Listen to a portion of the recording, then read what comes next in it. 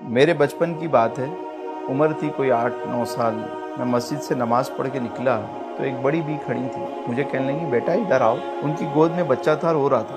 کہنے لگی اس کو درود پڑھ کے دم کرو. میں نے درود شریف پڑھا، دم کیا. میں نے پوچھا اس سے کیا ہوگا؟ کہنے لگی کہ بچہ ٹھیک ہو جائے گا. ابھی یہ سارے نیک لوگ مسجد کے اندر ہیں، جب یہ سارے باہر آئیں گے تو اس بچے پہ درود پڑھ کے دم کریں گے، یہ بچہ ٹھیک ہو جائے گا. اور واقعی بچے ٹھیک ہو جاتے ہیں. آج جو لائنیں چائلڈ اسپیشلسٹ کے باہر لگی ہوتی ہیں، بچوں کو لے کر لوگ بیٹھے ہوتے ہیں، پہلے یہ لائنیں ہمارے بچپن میں مسجد کے باہر ہوا کرتی.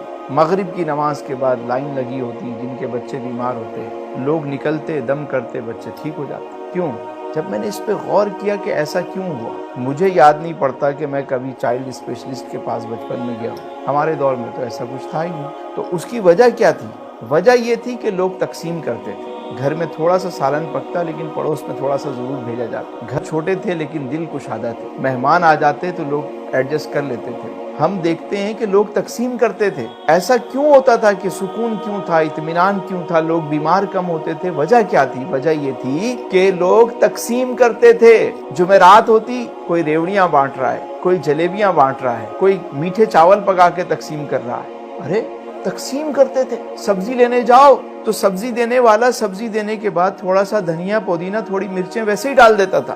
گوشت والا گوشت تولنے کے بعد ایک ہڈی، ایک بوٹی ویسے ایکسٹرا دے دیتا تھا. چاول والا تھوڑا چاول زیادہ ڈال دیتا، دال دینے والا دال تھوڑی ڈال دیتا. ہوٹل میں گریوی الگ سے مل جاتی تھی. اب سب کچھ کمرشل ہو گیا.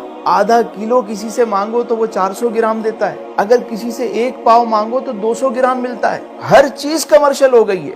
یاد رکھیے، اگر آپ کھانا تقسیم کریں گے آپ کا کھانا کبھی کم نہیں. آپ کسی کے لیے پانی کا بندوبست کریں گے، جہاں پانی نہیں ہے پانی کا انتظام کریں، آپ کے گھر کا پانی کبھی کم نہیں. اگر آپ لوگوں کے لیے کپڑے کا بندوبست کرتے ہیں، سردی میں لحاف کا بندوبست کرتے ہیں، آپ کے گھر کی عزت، چادر ہمیشہ محفوظ رہے. آپ کے تن کے کپڑے کبھی کم نہیں. آپ علم بانٹیں، آپ کا علم بڑھے گا. جو چیز تقسیم کریں گے وہ بڑھتی رہے گی. یاد رکھیے، جس کنویں سے لوگ پانی نکالتے رہتے ہیں اس میں تازہ پانی آتا رہتا ہے. جہاں لوگ پانی نکالنا چھوڑ دیتے ہیں جوہڑ بن جاتا ہے، کائی جم جاتی، اس پانی میں بدبو پیدا ہو جاتی. جو مال تجوریاں بھر بھر کے رکھتے ہیں اور اللہ کی راہ میں تقسیم نہیں کرتے، وہ مال یوں ہی رہ جاتا ہے. اچانک جب وہ مال نکالنے کی بات آتی ہے تو مال کے ساتھ ساتھ صاحب مال بھی نکل جاتا ہے اس صدمے سے.